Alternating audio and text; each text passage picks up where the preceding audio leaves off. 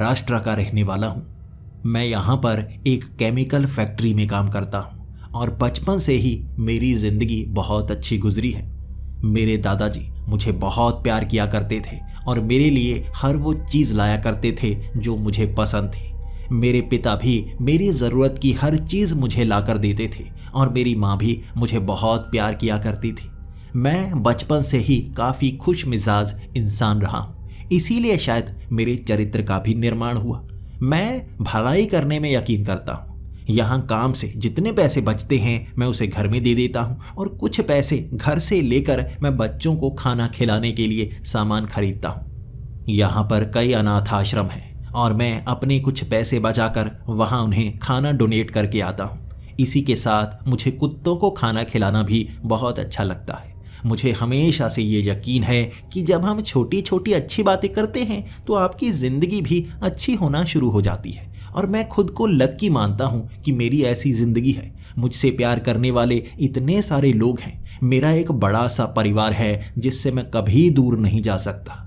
लेकिन हर खुश चेहरे के पीछे कोई ना कोई एक ऐसी घटना भी होती है जो उसे भविष्य में समझ में आती है। यहाँ पर मुझे काम करते हुए लगभग 5 साल हो चुके हैं और अब दादाजी की सेहत खराब होने लगी है। उनसे ज़्यादा चला नहीं जाता और हम उनकी सेवा भी करने में बिल्कुल हिचकते नहीं। उनकी उम्र 90 साल हो चुकी है, लेकिन अब भी वो बहुत अच्छी अच्छी बातें करते हैं। मैं काम से भागा भागा घर पहुंचता हूं, जबकि मेरे कई साथी क्लब जाना पसंद करते हैं। वो शाम को इकट्ठे होकर घूमना पसंद करते हैं, लेकिन मुझे अपने परिवार से प्यार ही इतना है कि मैं भागा हुआ घर की तरफ पहुंच जाता हूं और घर में कभी टीवी देखना, कभी पकौड़े तल कर खाना, घर में होने वाली उन चीज़ों से मुझे ज़्यादा प्यार है। और मेरे दोस्त भी मुझे चिढ़ाया करते हैं, लेकिन शायद इसी चीज़ में मुझे खुशी मिलती है जो उन्हें नहीं मिलती। हर किसी की ज़िंदगी में खुशी वाली चीज़ें अलग होती हैं और मेरी ज़िंदगी में खुशी वाली चीज़ें अलग, लेकिन किसी की नज़र लग गई थी मुझे। उस शाम अचानक मैं बेहोश हो गया। मैं काम कर रहा था, तभी बेहोशी सी छाने लगी और मैं वहीं पर गिर गया। जब मुझे पानी पिलाया गया थोड़ा सा होश आया, लेकिन मेरा सर चकराए जा रहा था। ऐसा लग रहा था फैक्ट्री में हर चीज़ हिल रही है। कभी मैं किधर देखता तो वो चीज़ हिलती हुई नज़र आती, तो थोड़ी देर में बैठ जाता। जब सर बिल्कुल सही हो जाता मैं उठकर काम करने के लिए जाता और फिर से सर चकराने लगता। बार बार ऐसा हो रहा था तो मेरे मैनेजर ने मुझे कह दिया था, तुम्हें चेकअप करवाना चाहिए। हो सकता है तुम ज़्यादा बीमार हो सकता है तुम्हें कोई इन्फेक्शन हुआ हो। मैं भी मान चुका था, हो सकता है मुझे कान का इन्फेक्शन हुआ हो। कान में एक पानी वाली थैली होती है जिससे हम बैलेंस अच्छे से बना पाते हैं। अगर वो थैली ना हो तो हमारे शरीर का बैलेंस अच्छा ना बने, लेकिन अगर उसमें इन्फेक्शन हो जाए तो इसी तरह से सर चकराता रहता है। उस शाम जब मैं डॉक्टर के पास गया था, डॉक्टर के पहले लफ्ज़ भी यही थे। तब मुझे लगा ये अच्छे से इलाज करवा पाएगा। उसने मुझे दवाई दे दी और 2 दिनों बाद तक वो चक्कर हटने का नाम नहीं ले रहे। मैं काम नहीं कर पा रहा था। फैक्ट्री से मुझे 1 हफ्ते की छुट्टी दे दी गई और 2 दिन बाद ही मैं डॉक्टर के पास वापस पहुंच गया और डॉक्टर भी कहने लगा, तुम्हारे टेस्ट करवाने होंगे। शक लग रहा है कि तुम्हें इन्फेक्शन से ज़्यादा कुछ हो सकता है। मैंने भी स्कैन करवाई और टेस्ट करवाए। उसके बाद शाम के 5 बजे मुझे डॉक्टर ने बुलाया था और जैसे ही मैं डॉक्टर के सामने बैठा था, डॉक्टर की आंखें बयां कर रही थी कुछ गड़बड़ है। वो बार बार मेरी आंखों की तरफ देखता और दरवाजे की तरफ देखने लगता। अकेले ही आए हो? मैंने तुम्हें बताया नहीं, घर वालों को साथ लाना चाहिए ना, अकेले नहीं आना चाहिए। मैं डॉक्टर को कह रहा था, कोई बात नहीं, मुझे अकेले आना ही पसंद है और अभी सर ज़्यादा चकरा नहीं रहा था तो मैं अकेले यहाँ पर आ गया। लेकिन डॉक्टर मुझे बताना नहीं चाहता था, वो मेरे माता पिता को बताना चाहता था। वो मुझसे बहस करने लगा था, देखो रिपोर्ट्स में काफ़ी कुछ चीज़ें हैं, ज़्यादा परेशानी वाली बात नहीं है। तुम्हारे पिता कब आएंगे, मैं उनसे बात करना चाहूँगा। मैं अब डॉक्टर से झगड़ा करने लगा था कि अगर फीस मैंने पे की है तो मुझे बताइए, और डॉक्टर बताने का नाम नहीं ले रहा। आधा घंटा मैं वहीं पर बैठा रहा, मैं जानना चाहता था। तब वो डॉक्टर भी निराश सा चेहरा लेकर कहने लगा, तुम्हारे सर की स्कैन हुई है, तुमने पहले कभी सर की स्कैन नहीं करवाई, पहले कुछ आया नहीं? मैंने कहा नहीं, कभी नहीं करवाई। तो डॉक्टर ने कहा, देखो हमारे दिमाग में कभी कभी खून के क्लॉट्स बन जाते हैं। तो हमारे ब्रेन के अंदर ही ये कुछ गड़बड़ सी हो जाती है, जिसे आम और सरल भाषा में ब्रेन ट्यूमर भी कहा जाता है। और ये सुनते ही मेरी आंखें खुली की खुली रह गई थी। मैं डॉक्टर से पूछ रहा था, इसका मतलब क्या है, आप मुझे क्यों बता रहे हैं? तो उस डॉक्टर ने कहा था, तुम्हें जो चक्कर आ रहे हैं ना, तुम्हारे ब्रेन में जो ब्रेन ट्यूमर है उसका थोड़ा साइज बड़ा हो रहा है। मैं घबरा गया था, मेरे पांव तले ज़मीन खिसक गई थी और मेरी ज़बान से पहले शब्द निकले थे, खर्च कितना होगा डॉक्टर साहब? इसमें खर्च ज़्यादा होगा ना ऑपरेशन में? तो डॉक्टर कह रहा था, हाँ खर्च तो होगा, लेकिन सर में जो ट्यूमर होता है ना, वो दिमाग के बाहर हो या और शरीर के हिस्से में हो तो ऑपरेशन करना आसान होता है। जो न्यूरो सर्जन भी हैं वो किसी हद तक ही किसी ब्रेन ट्यूमर को निकाल सकते हैं, लेकिन तुम्हारी दाईं तरफ जो ब्रेन ट्यूमर है ना, इसे निकाला नहीं जा सकता। मैं घबराया घबराया डॉक्टर से पूछ रहा था, निकाला नहीं जा सकता मतलब दवाई खाने से ठीक हो जाएगा ना? तो डॉक्टर निराश होकर कहने लगा, देखो तुम समझने का नाम नहीं ले रहे, मैं कह रहा हूं तुम अपने पिता को बुलाओ ना। फिर मैं गुस्से में आकर कहने लगा था, साफ साफ बता दीजिए, मुझ में हिम्मत है, मैं जानना चाहूंगा, बताइए। तो डॉक्टर ने कहा, अब देखो तुम्हारा ब्रेन ट्यूमर दिमाग के जिस हिस्से में है वहां पर सर्जरी की नहीं जा सकती, वरना सर्जरी के वक्त ही तुम मारे जाओगे। अब इस ब्रेन ट्यूमर को निकाला नहीं जा सकता, जैसे है वैसे ही रहेगा और कोई भी दवाई इसे ठीक नहीं कर सकती। तुम्हारे पास ज़्यादा समय नहीं है, 2 साल, ज़्यादा से ज़्यादा 2 साल। इसका आकार जिस स्थिति में पहुंच गया है, अगले 2 सालों तक तुम्हारे जो ब्रेन के टिश्यूज़ हैं वो भी ख़राब होना शुरू हो जाएंगे और तुम्हारी मौत उसी वक्त होगी। शायद तुम्हें दर्द ना हो, क्योंकि तुम्हारा दिमाग जब काम करना बंद करेगा तो तुम्हें दर्द नहीं होगा और आसान मौत होगी। देखो इस तरह से घबराओ मत, अब तुमने कहा है तो मैंने साफ साफ बताया है, अब तुम्हें अपने घर वालों को भी बता देना चाहिए। देखो मौत हर किसी की होती है, हर कोई, मैं भी, चाहे मैं इतना बड़ा डॉक्टर हूँ, मौत मेरी भी होगी। कभी किसी की जल्दी हो जाती है, कभी किसी की बाद में होती है। तुम्हारे पास जितना समय बचा है उसे एंजॉय करो, खुशी से रहो। तुम्हारे शरीर में कोई भी और प्रॉब्लम नहीं है और ये ब्रेन ट्यूमर 2 साल से पहले तुम्हें ज़्यादा परेशान नहीं करेगा। 2 साल के करीब आते आते 1-2 महीने पहले से तुम्हें ज़्यादा चक्कर आएंगे, तुमसे चला नहीं जाएगा और तब थोड़ी मुश्किल होगी। तुम समझ तो रहे हो ना? मैं सन्न होकर बैठ गया था, मेरी आंखों से आंसू बहे जा रहे थे। मैं बता नहीं पा रहा था मैं क्या करूं और मैं उस ऑफिस से बाहर निकला था और उसके बाद रोता रोता मैं सड़क पर घर की तरफ जा रहा। क्या मैं अपने दादाजी को बताऊं? क्या मैं अपनी माँ को बताऊं? क्या मैं अपने पिता को बताऊं? क्या वो सह पाएंगे? मुझे पता था अगर मैं अपने दादाजी को बताऊंगा वो सह नहीं पाएंगे और हो सकता है उनकी मौत जल्दी हो जाए। तो अगर मेरी मौत होनी ही है, ये खबर देकर किसी और को झटका देना नहीं चाहूँगा। मैंने ठान लिया था मैं किसी को नहीं बताऊंगा, लेकिन उसके बाद से मैं ज़्यादा से ज़्यादा समय घर वालों के साथ बिताना चाहता था। 2 दिन तक मेरे घर में जैसे पिताजी को शक होने लगा था, ये ज़्यादा हंसता रहता है, हमारे पास रहता है, अब काम से छुट्टियां तो ले ली हैं लेकिन घर के काम नहीं करना चाहता, ये ज़्यादातर हमारे साथ समय बिताना चाहता है। माँ भी अब हैरान थी क्योंकि मेरा मिजाज बदल चुका था। अब मेरे पास ज़्यादा पैसे थे और मैं उन पैसों को अनाथ आश्रम में ज़्यादा देकर आता, सामान लेकर जाता, कुत्तों को भी ज़्यादा से ज़्यादा खिलाना चाहता था। अब जो भी मेरे सामने आ रहा था जिसकी मैं मदद कर सकता था मैं मदद करता जा रहा था, लेकिन मैं तब भी मांगने वालों को कुछ नहीं दिया करता था। यहाँ पर काफ़ी भिखारी हैं जिन्होंने बिजनेस बनाया है, मैं उन्हें 1 रुपया तक न दिया करता, लेकिन जो सच में मजबूर नज़र आते मैं उनसे महंगी चीज़ ले लेता। मैं वो चीज़ें कर रहा था जो मुझे लग रही थी बिल्कुल सही हैं। मौत करीब आ रही थी। अगले 2 महीने तक रात को अपने कमरे में जाकर रोया करता और दिन के वक्त मैं अपने परिवार वालों के साथ ज़्यादा समय बिताया करता। मैंने उस फैक्ट्री को भी छोड़ दिया था, अब मैं और जगह काम करना चाहता था। अब एक ऐसी जॉब मिली थी जिसमें कुछ पैसे कम मिल रहे थे, लेकिन ये जॉब 10 बजे से दोपहर के 3 बजे तक थी। इसके बाद मैं सीधा घर आ जाता।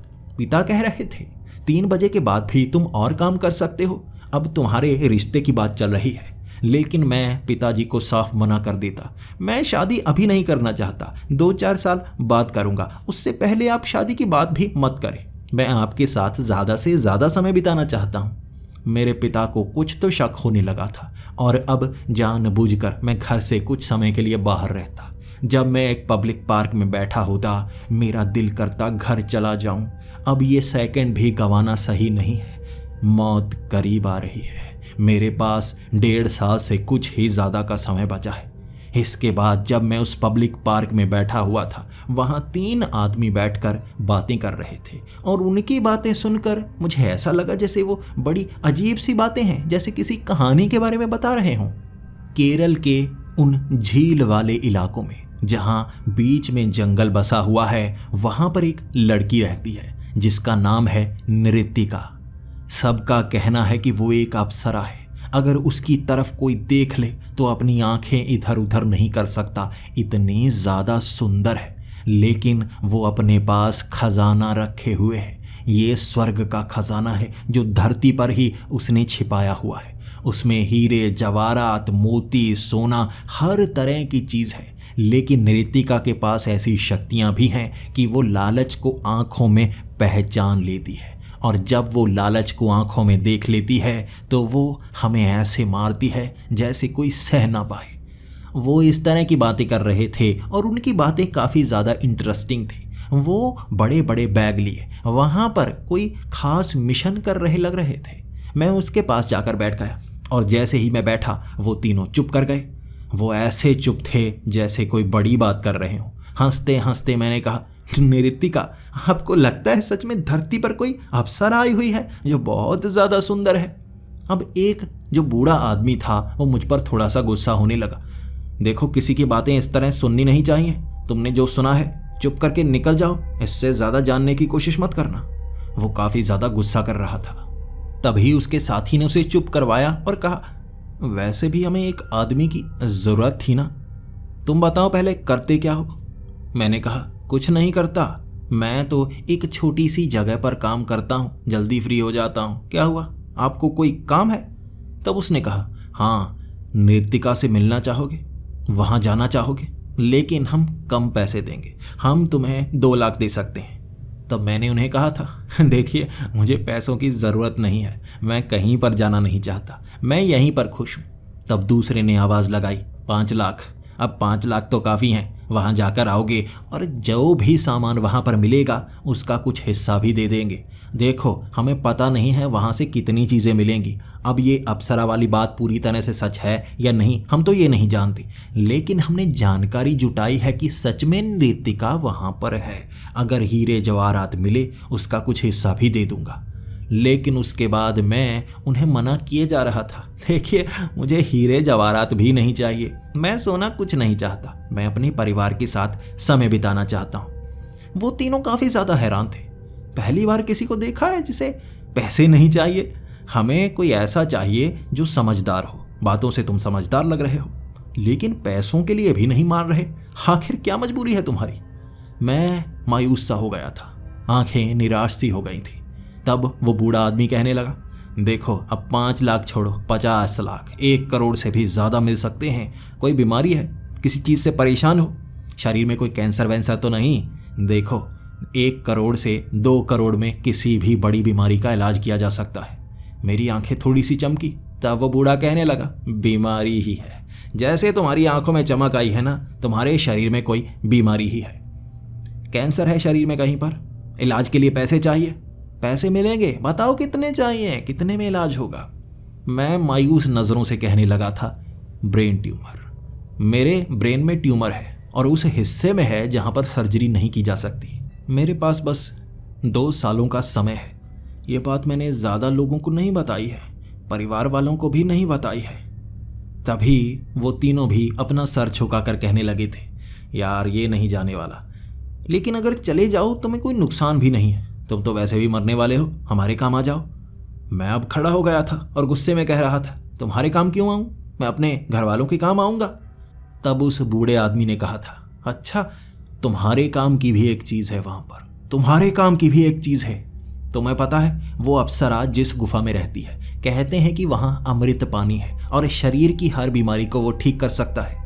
अब उस पानी को वो पीती है जिससे उसका शरीर इतना ज़्यादा सुंदर हो चुका है कि कोई भी उसे देखे तो मोहित हो जाए। और तुम हमारे काम भी आ सकते हो। तुम्हें लालच कम है, इसलिए तुम खतरे में भी नहीं हो। कहते हैं कि जिसकी आंखों में लालच होती है, जो वहाँ पर उस धन, उस सोने को लेने के लिए जाता है, वो उस पर हमला करती है। हमने बचने के लिए बड़े बड़े हथियार लिए हुए हैं, देखो हमें कुछ नहीं होगा, और तुम्हारे काम की चीज़ वहाँ पर मौजूद है। अगर उस अमृत को तुम पी लोगे, तुम्हारा ब्रेन ट्यूमर भी ठीक हो सकता है। सिर्फ वही है जो तुम्हारे ब्रेन ट्यूमर को ठीक कर सकती है। मेरी आंखें चमक गई थी। अब मैं जानता था मुझे वहाँ जाकर अगर इलाज मिला तो मैं बच जाऊँगा। इसके बाद मैंने उनसे नंबर ले लिया था, उन्होंने अपना एड्रेस बता दिया था और मुझे 2 दिन बाद वहाँ मिलना था। मैंने घर में भी कह दिया, एक बड़ा प्रोजेक्ट मिला है, मुझे केरल में जाना है। मेरे घर वाले मान गए थे। पहले तो पिता मना कर रहे थे, इतनी दूर क्यों जा रहे हो, लेकिन मैंने पिता को कहा था कुछ ही समय के लिए तो जा रहा हूँ, अब अगर वापस आया तो खुशखबरी लेकर आऊँगा। पिताजी समझ नहीं पाए, लेकिन फिर भी मैंने सबको मना लिया। 3 दिन बाद मैं उन लोगों से मिलने के लिए गया था जो महाराष्ट्र के एक बड़े होटल में रुके हुए थे।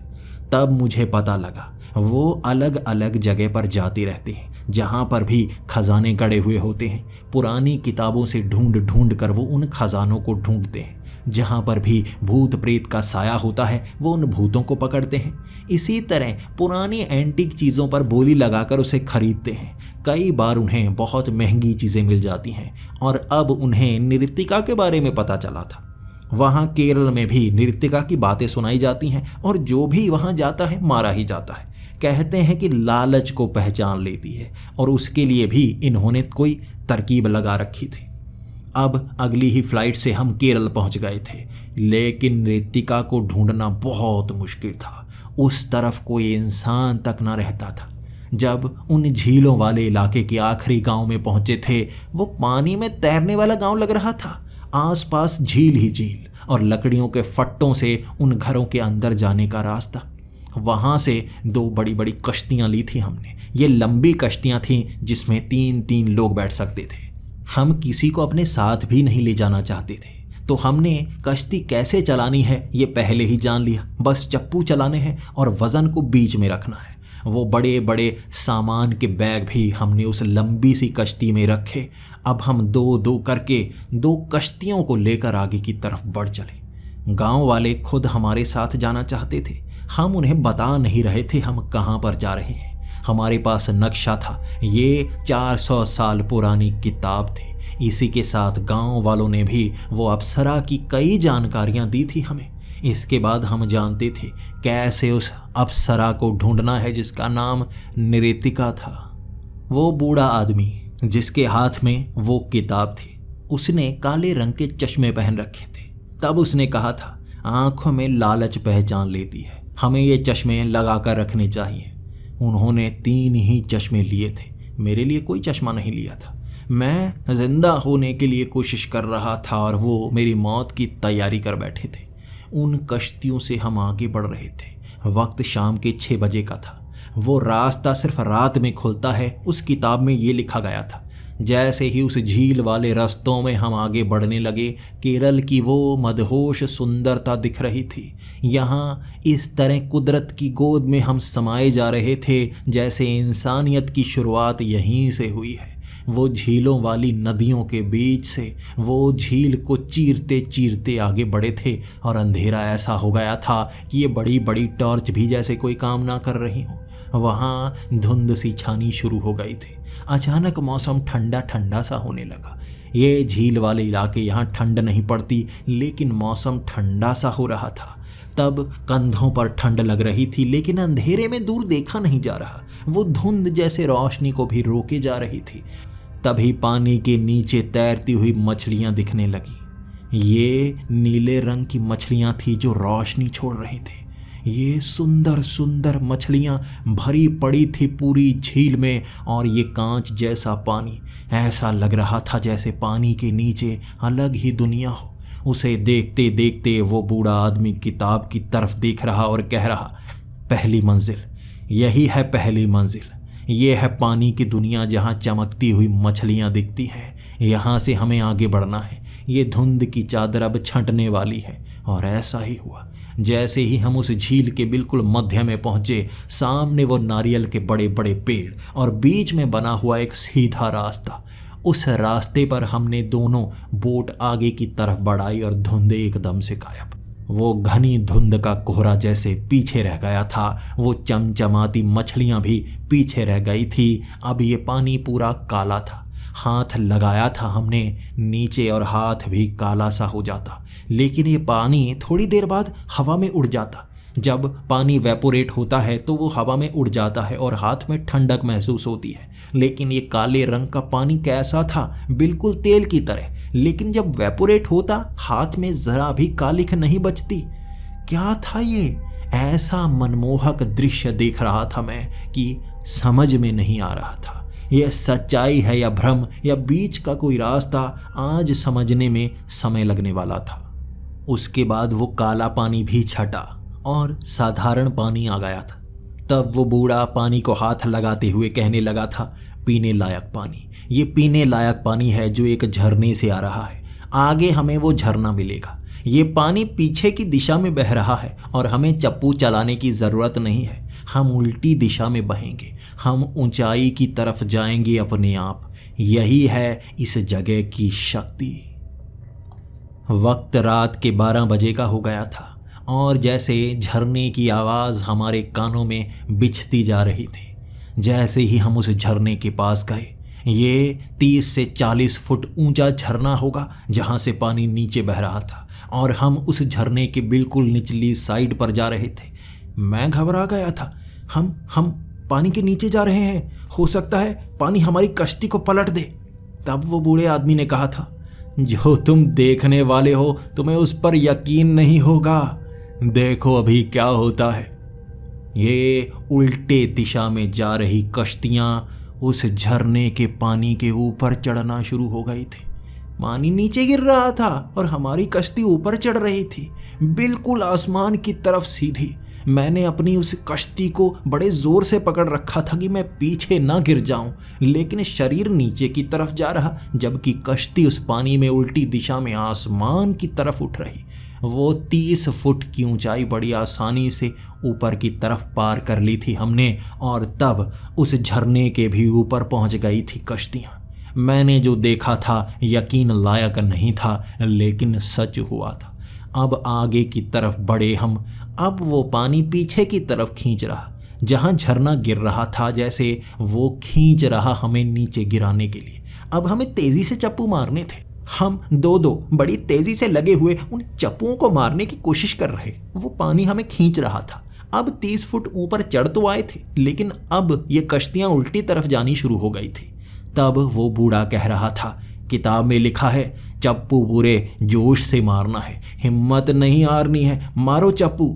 बड़ी तेजी से चप्पू मारते मारते हम आगे बढ़ने लगे और डर ये था अगर झरने के कोने तक पहुंचे, अब 30 फुट ऊपर चढ़े और 30 फुट नीचे गिरेंगे और नीचे पत्थर बहुत भारी थे, वो ऊपर की तरफ नोक की तरह निकले हुए थे, गिरते ही शायद हमारी मौत हो जाए।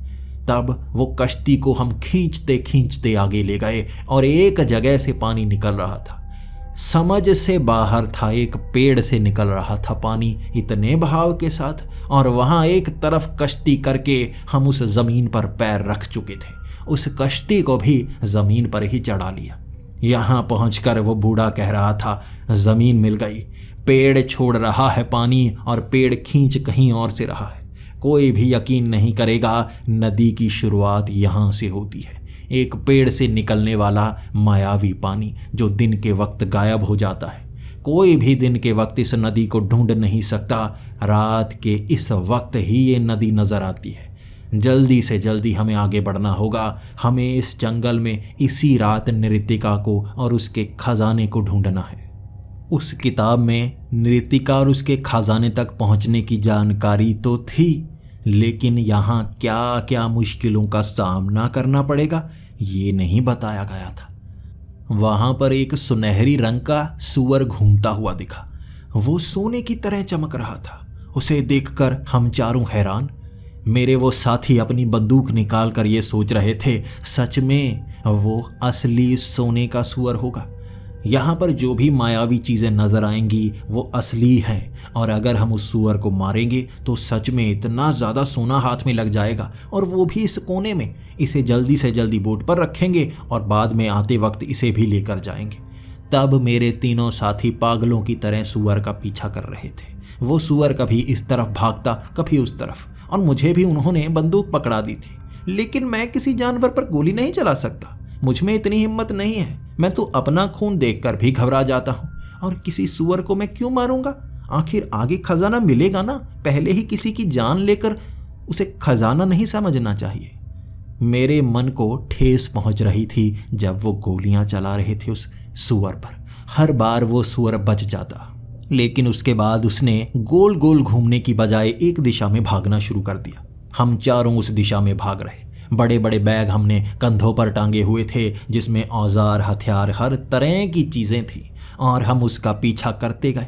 लेकिन एक साथी जो ज़्यादा तेज़ी से आगे बढ़ रहा था, वो ये कह रहा था जिसने मारा सूअर उसका कोई उसे हाथ नहीं लगाएगा। और इसके बाद वो ज़्यादा आगे निकल गया और एक छोटी सी जगह जहाँ गुफा सी बनी हुई थी, वो सूअर उस गुफा में घुस गया, और वो आदमी भी बिना सोचे उस गुफा के अंदर। और बाद में उस गुफा से चीखने की आवाज़ें आई थी। हमारा वो साथी गुफा से बाहर निकलने की कोशिश कर रहा था। उस गुफा में अंधेरा था, बस थोड़ा थोड़ा नजर आ रहा था, और उसके शरीर का निचला हिस्सा ऊपरले हिस्से से अलग कर दिया था।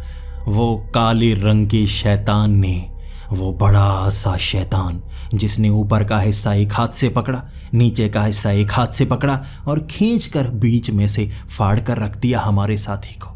आगे वाले हिस्से को उसने आगे हमारे पैरों की तरफ फेंक दिया था। हमारा वो साथी तड़प रहा था, देख रहा था और बोल पा रहा था, बचाओ बचाओ। उसके शरीर से खून बह रहा था। यहाँ उसे कैसे बचा पाएंगे? लेकिन वो शैतान नीचे वाले हिस्से को अंदर फेंक कर धीरे से अंधेरे से बाहर आने लगा। हम डर से गए थे। जैसे ही उसने रोशनी में कदम रखा, वो सुनहरी सूअर के रूप में बदल गया। वो सूअर का रूप लेकर हमारे सामने फुदकने लगा था और फुदक फुदक कर इधर उधर भागने लगा। हमारे साथी गोलियां चला रहे थे और मैं उन्हें मना किए जा रहा। कोई फ़ायदा नहीं है, कोई गोली उसे नहीं लगेगी। वो जानता है हम किस दिशा में गोली चलाने वाले हैं और हर बार मुड़ जाता है। मैंने अभी एक गोली तक नहीं चलाई थी।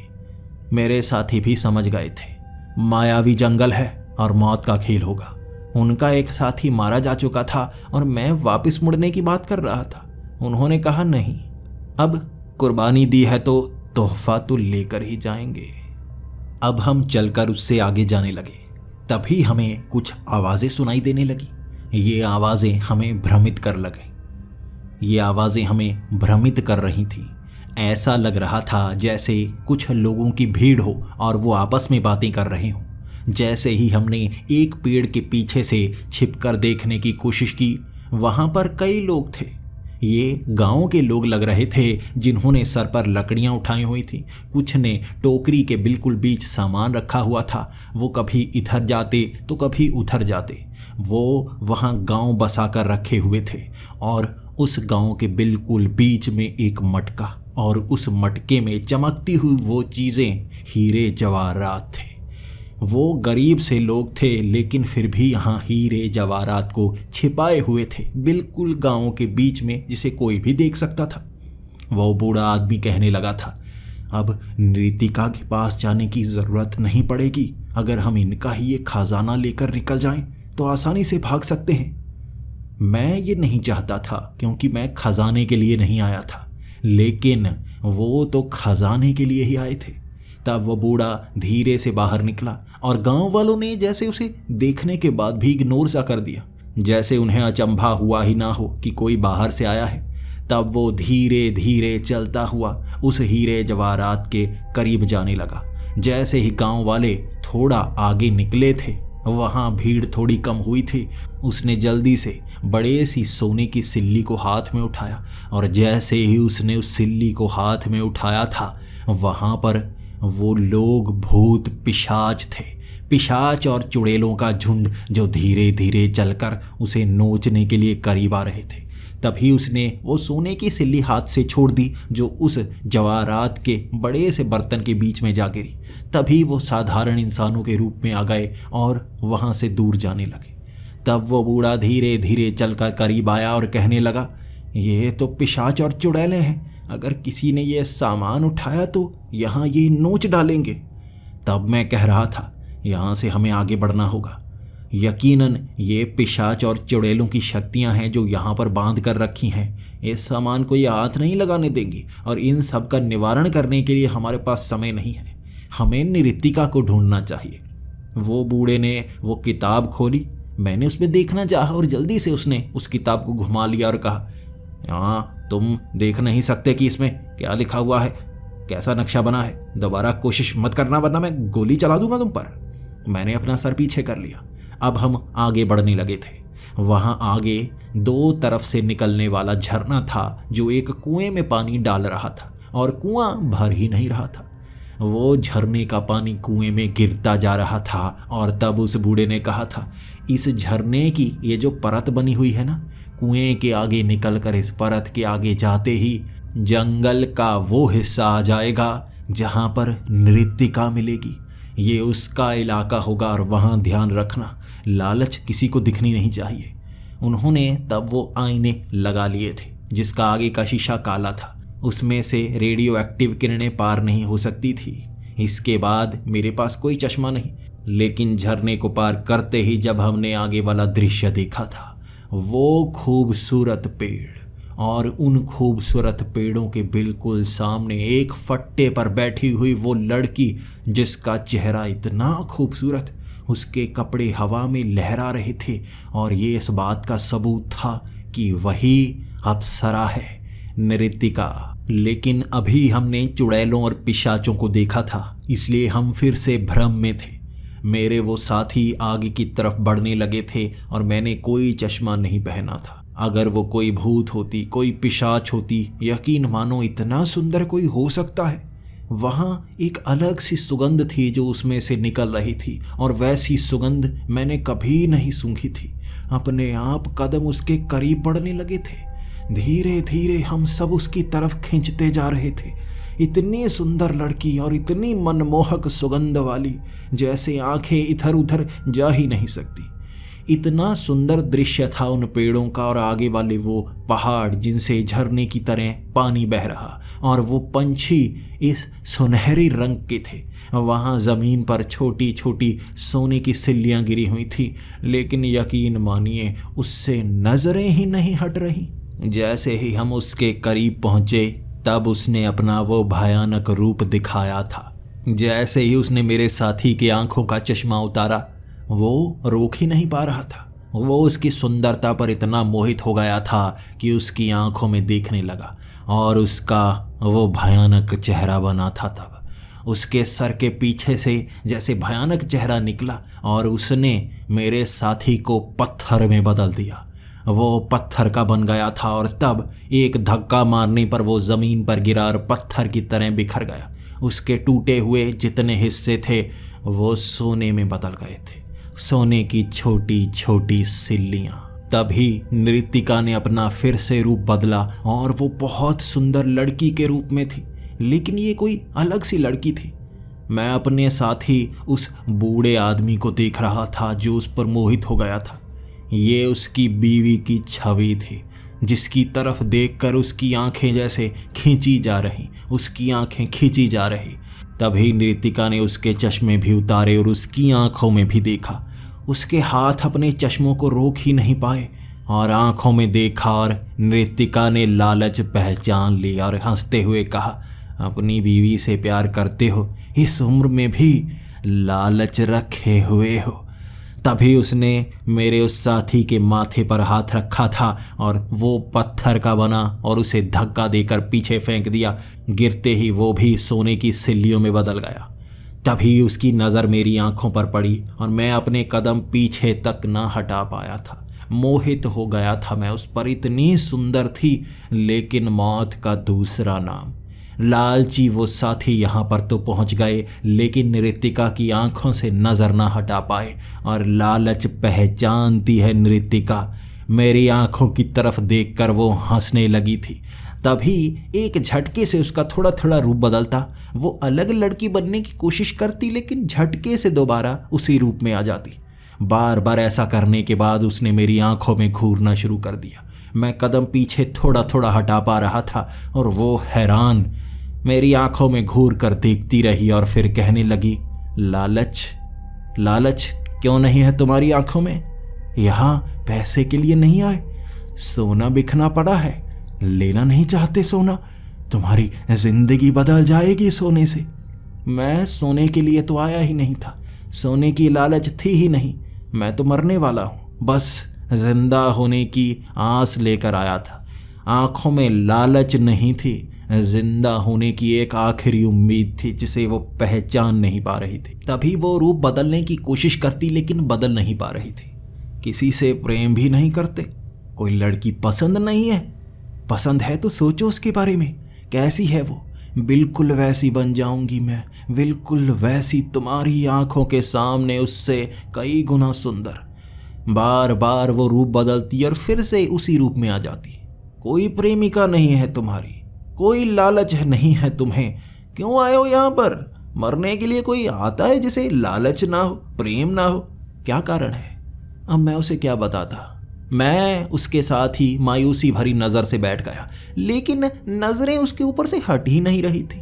पता नहीं क्या आकर्षण सा था कि आंखें जम जाती थी उस पर, और वो मेरे हाव भाव से पहचान पा रही थी मैं इन चीज़ों से आकर्षित नहीं होने वाला, लेकिन उसकी खूबसूरती आंखों को गड़ाए हुए थी।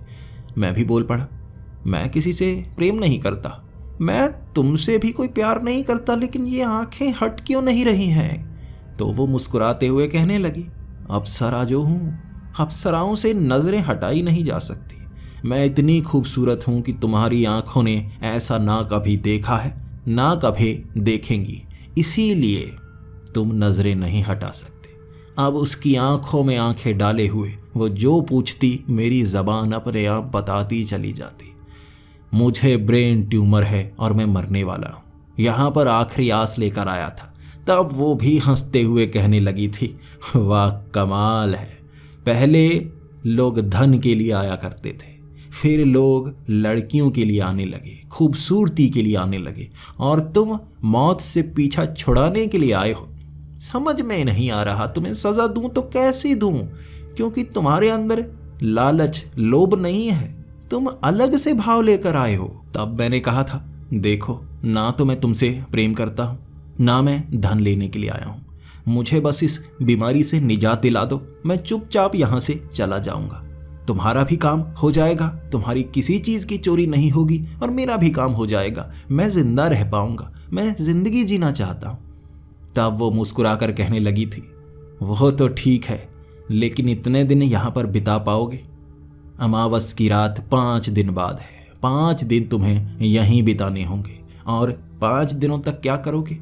यहाँ पर तुम्हारे खाने लायक, तुम्हारे पीने लायक कुछ नहीं है, तुम कैसे रह पाओगे? तुम तो पहले ही मर जाओगे। फिर से मैंने सर नीचे की तरफ झुका लिया और कहा, और क्या करूं, वैसे भी तो मर ही जाऊंगा, तुम मार दो तो भी अच्छा है, अगर मैं कोशिश में मरा तो भी अच्छा है, हो सकता है मैं जिंदा रह जाऊं और तुम मुझे उस बीमारी से निजात दिला दो। वो हंसती हंसती कहने लगी थी, जिद्दी बहुत हो, इंतज़ार करो 5 दिनों का, यहीं पर मेरे साथ रहो और मैं देखती हूँ कि तुम्हें मुझसे प्रेम होता है या नहीं। तुम्हें अपनी अदाएं दिखाऊंगी, 5 दिनों तक तुम्हें सहना होगा।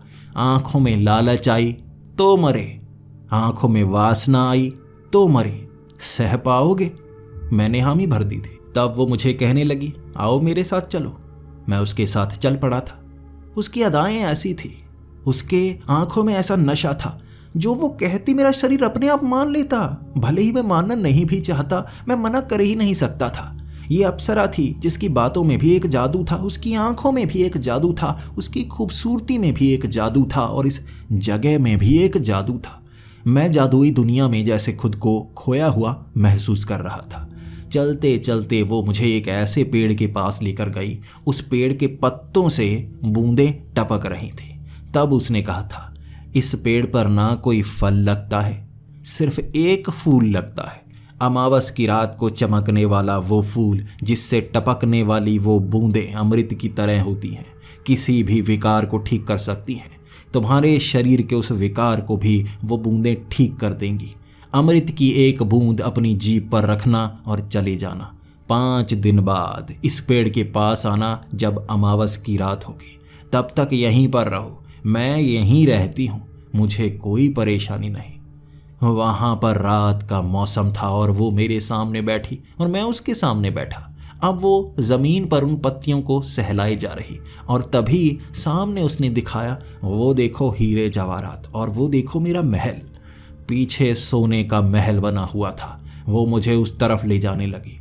मैं उस महल को देख रहा था, सोने से बना, बीच में हीरे जड़े हुए, इतना सुंदर महल। मेरी आंखें चमक गई और जैसे ही मेरी आंखें नीचे की तरफ हुई, उसकी आंखें मेरे बहुत करीब आई हुई थी। वो जैसे मेरी आंखों में घूर कर देख रही थी। लालच, लालच, तुम्हारी आंखों में लालच क्यों नहीं आ रहा? लेकिन कभी ना कभी तो आएगा। कितना सोना है देखो, कोई चीज़ उठाकर ले जाने का मन नहीं करता? थोड़ा थोड़ा तो करता होगा ना। ठीक कर दूंगी तुम्हें, बीमारी खत्म हो जाएगी। बताओ बाद में क्या करना चाहोगे? पैसों की ज़रूरत तो होगी ना तुम्हें। मैंने ना कर दिया था और उसने कहा था तुम इस महल में रह सकते हो। मुझे वो महल पसंद नहीं था। इतनी महंगी चीज़ों में रहने की आदत थोड़े ना है। मैंने कहा मैं बाहर ही सो लूँगा, इन पेड़ों के नीचे। उन पेड़ों पर फल लगे हुए थे और उसने कहा था ये जहरीले फल हैं, तुम खा नहीं सकते। ये पानी जहरीला है, अप्सराओं के लिए होता है, सिर्फ हम पी सकती हैं, तुम मारे जाओगे। भूखे प्यासे 5 दिन निकालने हैं तुम्हें। इसके बाद वो रात बीती और अगली सुबह जब सूरज निकला, उसके शरीर से टकराने वाली वो सूरज की किरणें इस तरह आंखों में पड़ रही थी। कल रात इतनी खूबसूरत नहीं थी वो जितनी आज लग रही थी। कोई भी इंसान अगर यहाँ पर कोई लड़की को पाना चाहता हो तो उसकी तरफ खींचा चला आएगा। अगर आपके अंदर वासना की भावना होती तो आप भी खींचे चले जाते। यकीन कीजिए, इतनी सुंदर।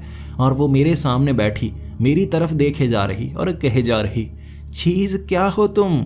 मैंने अपने इस रूप को सबसे ऊपर वाली हद पर ले गई हूँ। इसके बाद यहाँ धन भी दिखा दिया है। ज़मीन पर देखो किस तरह से हीरे जवाहरात गड़े पड़े हैं। तुम हाथों से निकाल कर जेब में डाल सकते हो 2-3, लेकिन तुम निकाल ही नहीं रहे। तुम जिंदगी किसके लिए पाना चाहते हो? बीमारी ठीक हो जाएगी।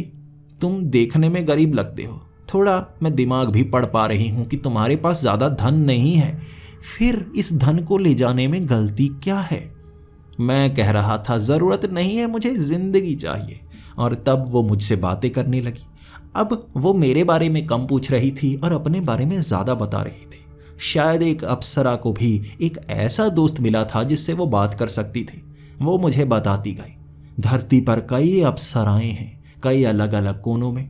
ये ब्रह्मांड इतना विशाल है, यहाँ पर अनंत ग्रह हैं और कई ऐसे ग्रह हैं जिन पर जीवन है।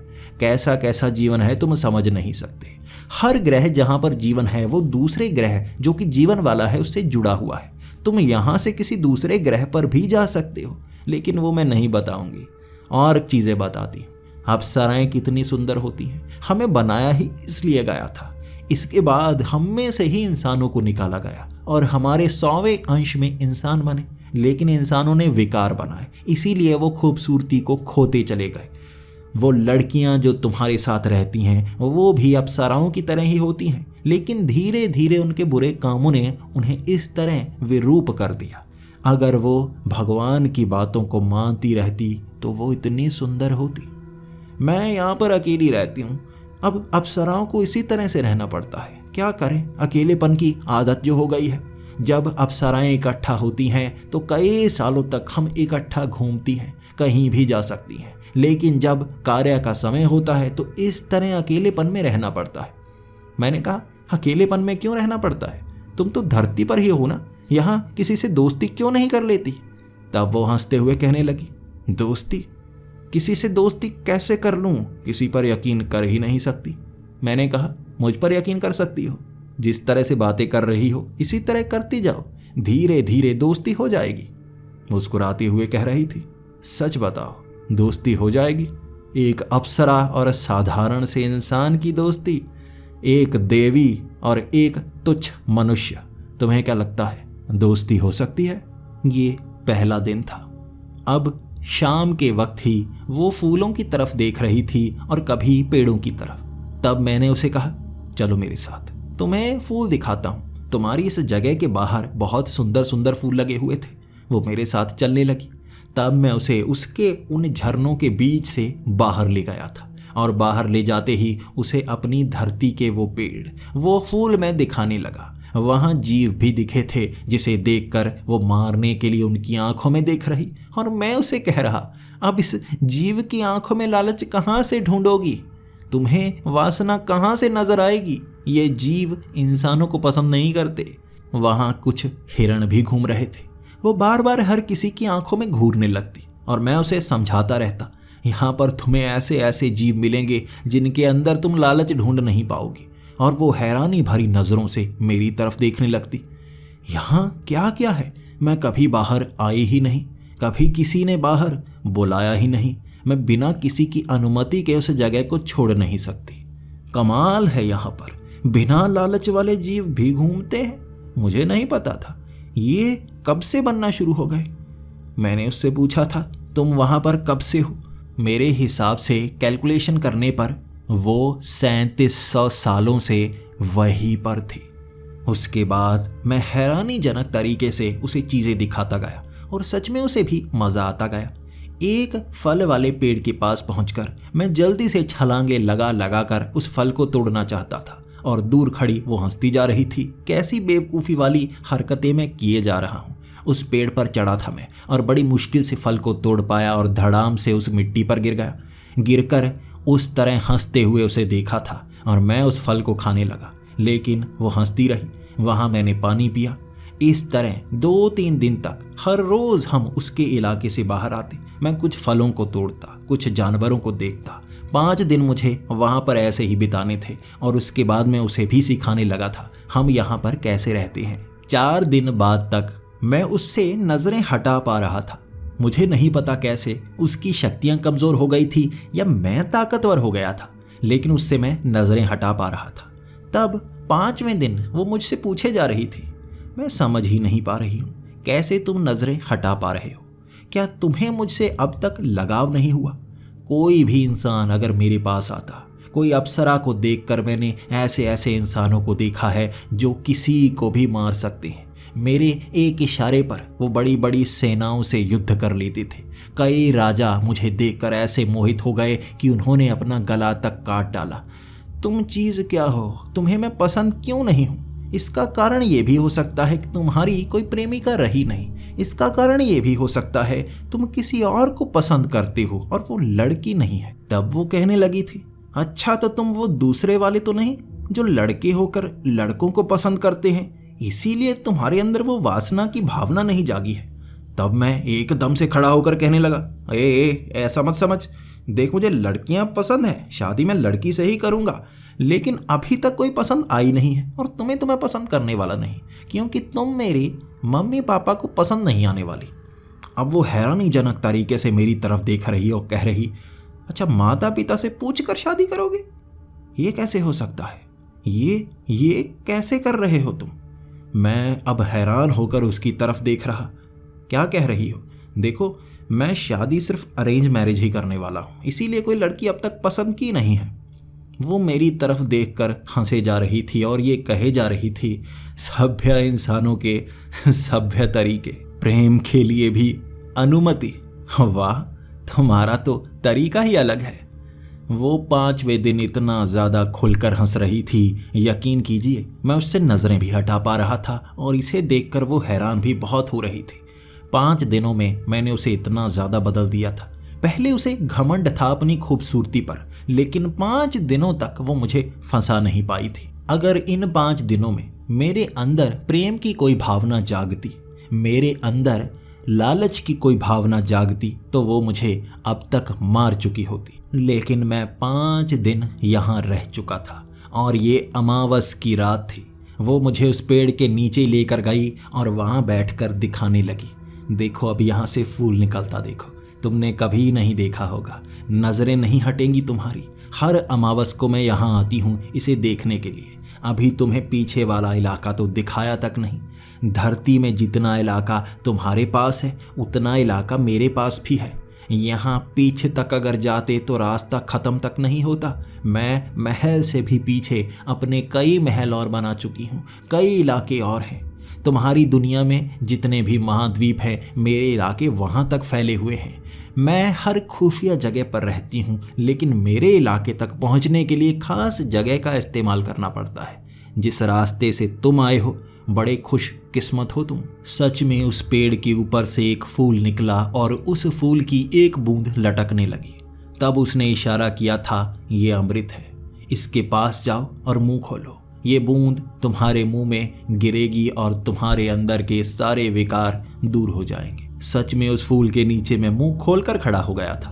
तब वो बूंद सीधा मेरे मुंह में, लेकिन उसका स्वाद बड़ा गंदा सा था, खट्टा सा था और मेरी आंखें बंद हो गई।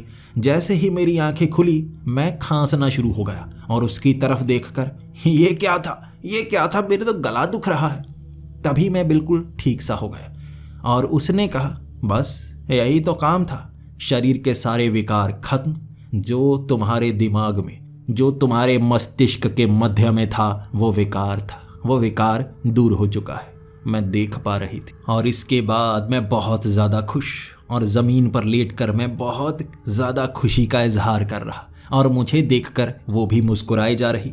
इसके बाद मुस्कुराते मुस्कुराते उसने कहा था, अब तो तुम्हारा काम हो गया है। अब बताओ, ये धन चाहिए या क्या मेरे साथ रहना चाहोगे? मैंने मना कर दिया, मुझे धन नहीं चाहिए। लालच मेरी आंखों में तुम देख नहीं पाओगी और मैं तुम्हारे साथ क्यों रहूँगा। मेरी ये बात सुनकर उसके चेहरे पर मायूसी देखी थी मैंने। उसके चेहरे पर वो नूर था कि कोई भी इंसान मोहित हो जाए, लेकिन उसका वो मुरझाया हुआ चेहरा भी देखा था मैंने। पता नहीं क्यों वो मायूस सी हो गई थी। इसके बाद वो हंसने लगी और खिलखिलाकर कहने लगी, वो रास्ता है बाहर जाने का, तुम जा सकते हो। वो दूसरी तरफ मुंह करके खड़ी हो गई थी और मैं जान ही नहीं पाया क्या हुआ। आखिर मैंने उसे नाराज किस बात से कर दिया। तभी उसके पास गया था मैं और जैसे ही उसके कंधे पर हाथ रखा वो पीछे की तरफ देखने लगी और वो रो रही थी। रोता हुआ देख मैं पूछ रहा था, क्या हुआ, क्या गलत बोल दिया मैंने? वो कह रही थी, मैंने किया है जो गलत किया है। अप्सराएं मोहित नहीं होती, लेकिन तुम्हारा चरित्र मुझे मोहित करने पर उतारू हो गया था। 5 दिनों में तुमने मेरी दुनिया बदल दी। और सच कहूँ, तुम मुझसे प्रेम नहीं कर पाए, लेकिन मैं तुमसे प्रेम करने लगी। कोई भी मर्द यहाँ पर आता ही नहीं जिसकी आंखों में लालच ना हो, वासना ना हो। तुम्हारी आंखों में मैं ये 2 विकार देख ही नहीं पाई, इसीलिए तुम पर मोहित होती चली गई। मैंने तुम्हें चुनौती दी थी कि तुम मुझसे प्रेम करने लगोगे, लेकिन ये चुनौती उल्टी पड़ गई। मैं तुमसे प्रेम करने लगी। तुम्हारी आदतें, तुम्हारे बोलने का तरीका मुझे बहुत ज़्यादा पसंद है। तुम इस दुनिया को छोड़ दो, यहाँ कुछ नहीं रखा। चलो मेरे साथ, ऐसे ऐसे अमृत पिलाऊंगी जिससे तुम कभी नहीं मरोगे, अमर हो जाओगे। चलो मेरे साथ अप्सराओं की दुनिया में। मुझे ऐसा मर्द चाहिए था जो अप्सराओं तक पर मोहित ना हो, और तुम्हें अपना संगी बना लूँगी मैं। तुम्हें अपना पति मान लूँगी और धरती से छुटकारा मिल जाएगा। तुम्हें उस दुनिया में लेकर जाऊँगी जहाँ सुंदर से सुंदर चीज़ें हैं। वहाँ हमेशा के लिए अमर होगे, मेरे साथ रहोगे। चलो मेरे साथ, अब तुम्हें दुनिया दिखाती हूँ। और मैंने 2 कदम पीछे हटाए थे और कहा था, मैं तुम्हारे साथ नहीं जा सकता, कोई मेरा इंतज़ार कर रहा है। और वो बड़ी हैरानीजनक नज़रों से मेरी तरफ देख रही। ऐसा कैसे हो सकता है? तुम्हारी कोई प्रेमिका नहीं है? तुम्हारी आंखों में देख सकती हूँ मैं। होती तो वो रूप ना बना लेती। मैंने कहा, क्या प्यार सिर्फ प्रेमिका से ही होता है? मेरा परिवार मेरा इंतज़ार कर रहा है। और वो मेरी आंखों में देखकर कह रही, ये कैसा भाव है, ये कैसा भाव है? प्रेम नहीं, वासना नहीं, लालच नहीं, लोभ नहीं, ये कैसा भाव है? किसके लिए ये अमर जीवन का बलिदान दे रहे हो? मैं इस भाव को समझ क्यों नहीं पा रही? परिवार से प्रेम का भाव, तुम्हारी आंखों में प्रेम नजर क्यों नहीं आ रहा? उसके शरीर से एक तेज सा निकलना शुरू हो गया था। सच में दोबारा से उससे नजरें टिकने लगी थी। उससे नजरें नहीं हटा पा रहा था मैं। वो अपनी शक्तियों का इस्तेमाल कर रही थी और मैंने कदम पीछे हटाने शुरू कर दिए। मुझे माफ़ करना, मैं यहाँ नहीं रुक सकता। अगर तुम मेरे साथ आ सकती हो तो आओ, तुम्हें अपने परिवार से मिलाता हूँ। और उसने सर हिलाकर कह दिया था, नहीं, मैं वहाँ नहीं आ सकती जहाँ तुम्हारा कोई और हो। अगर तुम सिर्फ मेरे हो सकते हो तो चलो मेरे साथ, मैं तुम्हें अमर जीवन दूंगी। और मैंने कहा, मैं परिवार को छोड़कर नहीं जा सकता। मेरे हटते हुए कदम और उस पर टिकी हुई नजरें, उसकी आंखों से बहने वाले वो आंसू जमीन पर मोती बनकर गिर रहे थे। वहाँ कोई मोती नहीं था। ये पहली बार थे ये चमकीले मोती जो उसके आंसुओं से बने थे। उसकी आंखों से बहते हुए आंसू, और वो जमीन में गड़ चुकी थी, रो रही थी और एक हाथ आगे की तरफ बढ़ाए हुए मेरा इंतज़ार कर रही। और मैं उस झरने से बाहर आ गया था। मैं अब उस दिशा में चलने लगा था जहां मैं जंगल से बाहर निकल पाऊं।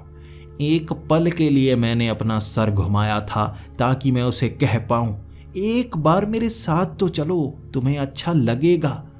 पीछे से वो झरने गायब थे, वो कुआं गायब था। ये जंगल का घना इलाका था, जैसे वो वहां से गायब हो चुकी थी। मैं भागकर उस जगह दोबारा जाना चाहता था। एक बार उसे कहना चाहता था, मेरे साथ चलकर तो देखो। उसे दोबारा ढूंढ ही नहीं पाया मैं आधे घंटे तक वहां ढूंढता रहा था, लेकिन इतना आगे तो मैं निकला तक नहीं था। कहाँ गई वो अब मौजूद नहीं थी और मुझे इस इलाके से बाहर निकलना था। जीवन बचा पाया था मैं, बीमारी दूर कर पाया था मैं, और अब वापस जाने का समय था। उस घने जंगल से बाहर निकला था जहां वो भूत प्रेत और चुड़ैलें थी। वो सुनहरी सुअर के पास से गुजरा था मैं, जो मेरे करीब मुझे सूंघता जा रहा था और बार बार गुफा में छिप जाता। अगर मैं उस अप्सरा से ना फंसा तो इस छुटमुट से क्या फंसूंगा, ये सोचकर मैं आगे बढ़ गया था। उस अकेली कश्ती में अकेला मैं बचा था। 3 साथियों को खो चुका था और मेरे पास वो किताब थी, वो नक्शा जो यहाँ तक पहुँच जा सकता था। शायद कभी दोबारा वो रास्ता खुलेगा और हो सकता है भविष्य में मेरी आंखों में वो प्रेम उसके लिए जागे, तो उसे ढूंढता हुआ ज़रूर आऊँगा। हो सकता है वो मिले और हो सकता है वो ना मिले। भविष्य में मैं जान पाऊँगा। मैं अपने परिवार के पास पहुँच गया था और सबसे पहले तो मैं डॉक्टर के पास गया ताकि मैं जान पाऊँ क्या वो ब्रेन ट्यूमर और बड़ा है। डॉक्टर उन रिपोर्ट्स को देखकर बार बार चश्मे को उतार रहा और बार बार ये कहे जा रहा, मेरा नंबर तो नहीं बदल गया, इन स्कैन्स में वो ब्रेन ट्यूमर आ ही नहीं रहा। 2 बार और उसने स्कैन अपने पैसों से करवाया था ताकि पहले वाली रिपोर्ट की सच्चाई सामने आ सके। बाद में उसने कहा था, वो पहले वाली जो रिपोर्ट थी उसमें ही गड़बड़ थी, तुम्हारे अंदर तो ब्रेन ट्यूमर है ही नहीं। यार, तुम्हें तो इतना बड़ा झटका दे दिया था मैंने, तुम्हारे अंदर ब्रेन ट्यूमर नहीं है। मैं अब वाली सारी रिपोर्ट चेक कर चुका हूँ। उसे मैं क्या बताता, ब्रेन ट्यूमर तो था, गायब हो गया। मैं आज भी अपने परिवार के साथ रहता हूँ और अपने परिवार को बहुत प्यार करता हूँ। अब दादाजी से चला नहीं जाता, वो पलंग पर ही रहते हैं और डॉक्टर ने कहा है 1 साल से ज़्यादा वो जिंदा नहीं रह पाएंगे। लेकिन फिर भी उन्होंने अपनी ज़िंदगी जी ली है और वो बहुत खुश मिजाज हैं, अब भी मजाक किया करते हैं। मैं अपने परिवार के साथ बहुत खुश हूँ और मेरे रिश्ते की बात चल रही है, लेकिन पता नहीं क्यों दिल की धड़कन तेज़ हो जाती है जब किसी और लड़की का नाम लेते हैं। वो अप्सरा, नृतिका, मुझसे प्यार तो करती थी, काश मेरे साथ आ जाती। वो हमारे साथ रहना नहीं चाहती थी और मुझे अपनी दुनिया में ले जाना चाहती थी। ये अजब सी प्रेम कहानी है कि अब मैं भी उसे पसंद करने लगा हूँ, लेकिन अपने परिवार को छोड़ नहीं सकता। वो भी मुझे पसंद करती है, अपनी दुनिया छोड़ नहीं सकती। दोनों का प्रेम अधूरा ही रह गया और शायद हमेशा ये अधूरा ही रहेगा।